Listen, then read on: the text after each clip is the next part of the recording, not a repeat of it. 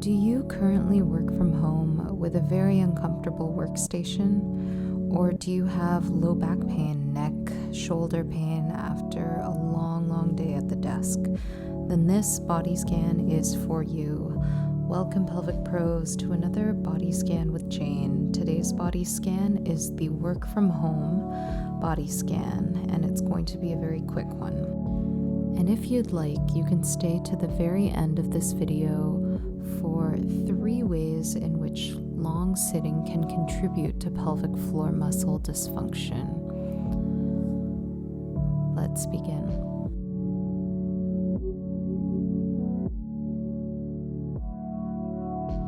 Getting into a comfortable position, sitting on the ground or a yoga mat with your legs crossed. And if that isn't comfortable, trying to sit on a little bolster and kneeling so that you feel your sits bones gently resting on the cushion. Taking a moment to soften your gaze or close your eyes, sitting nice and tall. Today we're going to take a new approach to the body scan, and I'm just going to slowly list off body parts, and as I list off these body parts, you're going to try your very best to relax these muscles. And if you're having trouble relaxing these muscles, try to take a deep breath and bring that breath towards the muscle that we're listing off, just like flowing that breath like a river to the muscle and letting it go. Let's begin at the head, relaxing any muscles on the temple, the top of the head, and the sides of the head, the muscles beneath the eyes, behind the cheeks, the muscles around the mouth and the jaw, even the tongue.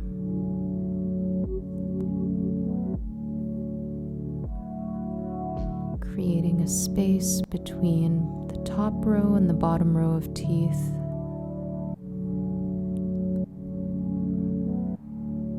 Muscles on the front of the neck and on the back.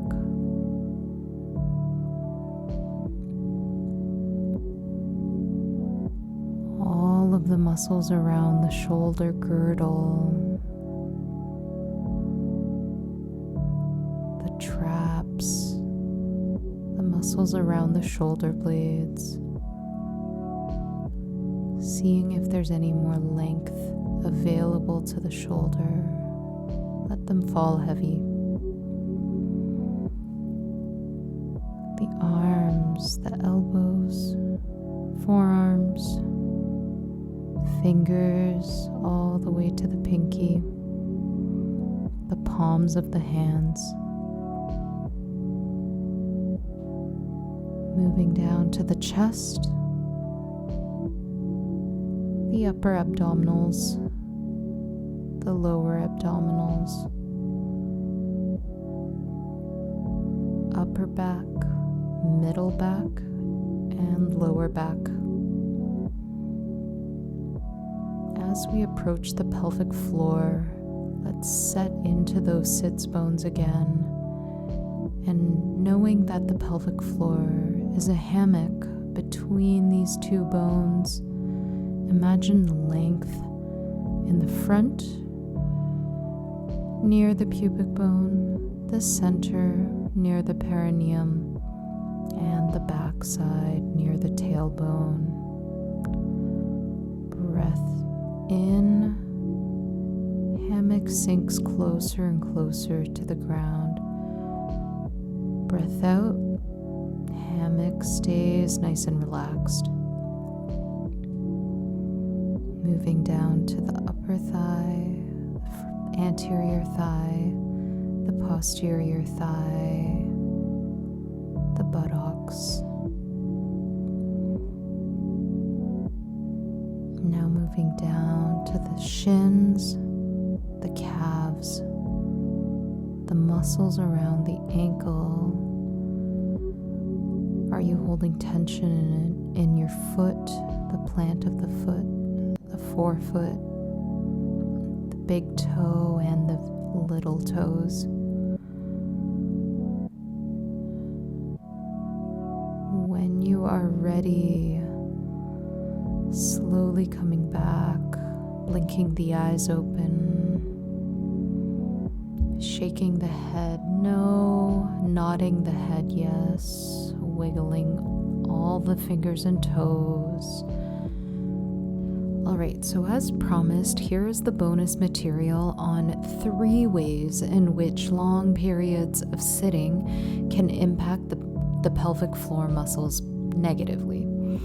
So, number 1 is constrict breath, constrict piston. Now, if you're not familiar with the piston model, first let's review that. What I mean by piston is the relationship between the diaphragm and the pelvic floor.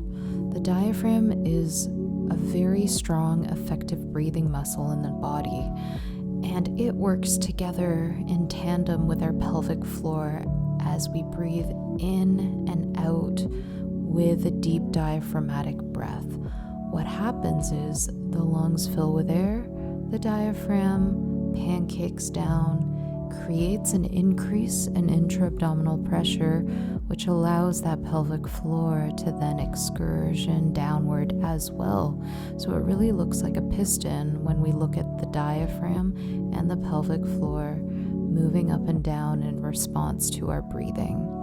So during sitting, we're not in a very good position to recruit that diaphragm, especially if we're slumping. So that can really affect that piston movement, which is so needed for good pelvic floor mobility, but also moving around fluids in the body, like lymphatic fluids, for example. So that's number 1. Number 2 is the slump, the sitting slump shortens the pelvic floor muscles. So another way to say this is lumbar spine say, coccyx spine do. What I mean by this is our lumbar spine has a close relationship with our tailbone, the coccyx. If our lumbar spine is in an extended position, then our coccyx bone will do the same. It has a little bit of movement, not quite as much as the lumbar spine. And as the lumbar spine flexes, just like in cat position, for example, and it becomes a C shape, and so does our tailbone. It kind of curls inwards. So if you know the pelvic floor muscle anatomy really well, you know that a lot of the attachment sites for many of these quilted muscles, it all sort of converges back to the tailbone, to the sacrum. And so if this tailbone is flexed as we're sitting in a slumped position, then you can imagine these pelvic floor muscles for a long period of time are in this shortened state. And as this pelvic floor muscle is consistently in that shortened state, dysfunction can arise eventually. Things such as restrictions in flow of urine, difficulty with evacuating your stool, perhaps even some pain during sex. So all of these functions can be compromised over time if the pelvic floor stays in that constricted position. It's the same as all the other voluntary skeletal muscles in the body. If it doesn't get nice and stretched, it gets tight and dysfunctional. And lastly, point number 3. Long periods of sitting will also shorten the hip flexors, leading to pelvic floor muscle dysfunction as well. So our hip flexors are made up of two muscles, psoas major and iliacus. And these muscles are distinctly shortened as we sit down because they begin in the spine and they attach to the inner medial aspect of the femur. And so as we're sitting, they're in a very short state. Some therapists believe that the relationship between the hip flexors and the pelvic floor is almost similar to the handles of a bag and the base of the garbage bag or the base of a grocery bag. So with that in mind, as the hip flexors are getting tighter, it can eventually create over recruitment or tension into the pelvic floor muscles as well. So this is definitely something to work towards or counter, or take multiple breaks to counter all these dysfunctions with the pelvic floor muscle with long periods of sitting. All right, I hope you liked this bonus material. Thank you for staying all the way to the end, and feel free to subscribe, like, and join us also on Instagram if you enjoyed this material. This is the kind of stuff that we discuss often on my Instagram page. It's much more informative with free information about pelvic floor health. All right, thank you guys so much. Have a wonderful day.